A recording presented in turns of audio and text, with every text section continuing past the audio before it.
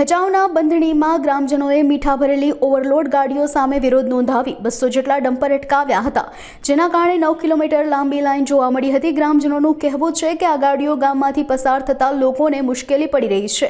Overload વાહનોથી રસ્તાની હાલત કાયમ બિસ્માર રહે છે। એસટી, બસ, એમ્બ્યુલન્સ જેવા સરકારી વાહનો પણ આવી શકતા નથી, જેને પગલે ગ્રામજનો આજે રોષે ભરાયા હતા અને રસ્તા રોકો આંદોલન કર્યું હતું।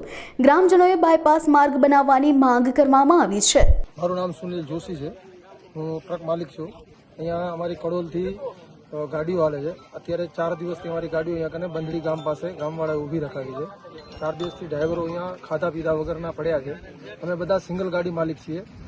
ઈએમઆઈ ઉપર ગાડી લીધેલી હોય છે। હપ્તા ભરવાની આમ તો તકલીફ જ છે, પણ ગામવાળાઓ સાથે અમે વ્યવસ્થિત અને રજૂઆત પણ એમને કરી કે અમારી કોઈ એમાં ભૂલ નથી, કેમ કે ગાડીઓ રોડ ઉપર નહીં ચાલે તો પછી કાચા રસ્તા ઉપર તો ચાલવાની નથી। ઘણી બધી રજૂઆત કરી, પણ ગામવાળા કોઈ સાંભળવા તૈયાર નથી। તંત્રને પણ અમે જાણ કરી, તંત્ર પણ મદદ કરવા માટે આવ્યું અમને। ગામવાળાને તંત્રએ પણ રજૂઆત કરી, તંત્રનું ગામ સાંભળતું નથી। અમારી માંગ એવી છે કે જે રોડ ઉપર ગાડીઓ હાલે અને એવી રીતના રોડ ઉપર હાલવા દો, કેમ કે અમે રોડ ટેક્સ ભરીએ છીએ। બધા ટેક્સ જે ગાડીના આવતા હોય ભરીએ છીએ। હવે અમને ઈએમઆઈ ભરવા માટે ગાડીઓ ચાલશે તો અમે ગાડીઓના હપ્તા ભરી શકશું, નકા પછી અમારાથી ગાડીઓના હપ્તા નથી ભરવાના। અને એવું તો છે નહીં કે કોઈ એક ગાડીવાળો હોય ને 100 ગાડીનો માલિક હોય। આમાં જેટલી ગાડીઓ અમારી અહીંયા ઊભી છે એ બધી ગાડીવાળા પાસે કોઈ પાસે એક છે, કોઈ પાસે 2 ગાડીઓ છે, તો એમને હપ્તા ભરવા માટે ગાડીઓ ચલાવી તો પડશે ને, અને એ રોડ ઉપર જ ચાલશે। નમસ્કાર દર્શક મિત્રો, હું છું ગની કુંભાર, આપ જોઈ રહ્યા છો આપતક ટીવી ન્યૂઝ।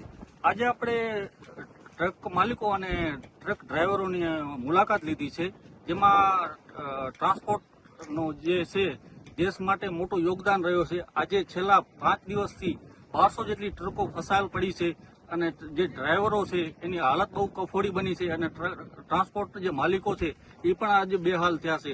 આજે આપણે રૂબરૂ જે આપણે ફસાયેલા લોકો છે એને પરિચય કરાવશું। શું નામ છે તમારું અને શું સમસ્યા છે અત્યારે હાલ? મારું નામ રાજાભાઈ રબારી છે।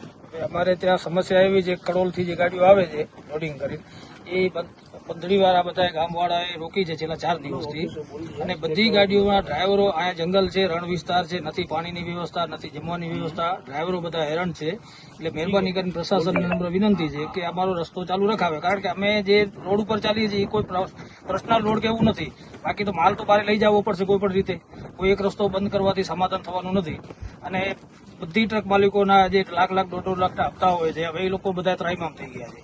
એક તો વરસાદની સિઝન આવે છે, ધંધો આમે લિમિટેડ છે, એટલે મહેરબાની કરીને જે રીતનું કઈ પણ આનો ઉકેલ થતો આ બાબતે તંત્ર તમને શું આશ્વાસન આપ્યું? ના, તંત્રનું આશ્વાસન સારું જ છે, તંત્ર કોઈ વિરોધમાં નથી, પણ જે અમુક લુકા માણસો હોય કે અમુક એવા માણસો છે જે આની અંદર કે ખાલી હવનમાં હાડકા નાખવા છે, અને ખરેખર આમ પબ્લિકને કોઈને એવડી તકલીફ પણ નથી થતી। અને બાકી તો ગામે ગામ ટ્રાફિક છે। આજે તમે નખત્રાણા સિટી છે એના અંદર ગાડીઓ હાલતી હોય, માંડવી સિટી છે એની અંદર ગાડીઓ હાલતી હોય, હવે આ સામાન્ય 100, 150, 200 ઘર હોય એના આધારે કઈ રસ્તો તો બંધ નથી થવાનો ને। માંડવીનો મુદ્દો બહુ મોટો છે, આજ સુધી બાયપાસ નથી। આખી સિટીમાંથી, જખાઉથી, નલિયાથી, સાંગી સિમેન્ટની ગાડીઓ બધી નીકળે જ છે। નખત્રાણાની અંદર અત્યારની ગાડીઓ બધી નીકળે જ છે નખત્રાણા સિટીમાં। તો આમાં ભાઈ એ મુદ્દો ક્યાંથી આવ્યો? મૂળ આ લોકોને બીજું કઈક તકલીફ છે જે હોય તે। આ બાબતે તમારી શું માંગ છે, અને આપણે પ્રદેશના તંત્રને શું સંદેશ? અમે એ સંદેશ આપીએ છીએ કે ભાઈ અમારી ટ્રાફિક જે રાબેતા મુજબ ચાલુ છે એ રીતે ચાલુ રાખવા દો। અને પ્રશાસનનો રોડ છે, પ્રશાસન આમ ટેક્સ ભરીએ છીએ આપણે ગાડીઓને, એવું તો છે નહીં કે બધા ટેક્સ વગરના જ બધા ટેક્સ ભરીને લાવીએ છીએ, આટલા મોટા હપ્તા ભરીએ છીએ, તો અમારે રસ્તો તો જોશે ને। પ્રદેશના પ્રશાસનને શું સંદેશ આપશો? બસ એ જ કે રસ્તો ખુલ્લો કરાવે અમારે। શું નામ છે તમારું અને શું રજૂઆત છે? રાજજી રબારી। અમારી 4 દિવસોથી અહીંયા ગાડી ઊભી છે, ડ્રાઈવરો રણમાં હેરાન છે, અને અમારા ગાડીઓના બધા એક સિંગલ મોટર માલિક છે, અને બધી ગાડીઓના ઈએમઆઈ ચાલુ છે। અમારે આ પરિસ્થિતિમાં કઈ રીતે હિસાબે હપ્તા ભરવા એ બધી પરેશાની અમારી છે।